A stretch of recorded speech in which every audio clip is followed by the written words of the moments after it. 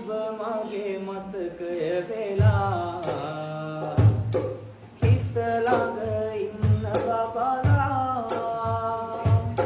වෙන් වෙන්නට කාරණා පහදා දෙනවද ඔයා එක් කුමුතනදී මයි හිමි වුණේ වේදනා මට උන ගන් බැරි වුණා වෙන්නු තනම මං මතකේ ඉන්නවා ඔබ හොඳට දැනගන්නවා මචං ඒ වචනවල මාර වේදනාවක් තියෙන කොල්ලගේ වොයිස් එකේ මාර විරහ ගතියක් තියෙනවා.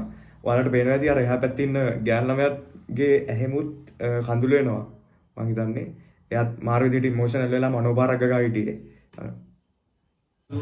ගියානේ යුබ නැනේ ආවේ මං තාම මග බලනවා අඩුවක් කලේ නෑ කිසිදාක සෙනෙහේ ඔබ හොඳට දන්න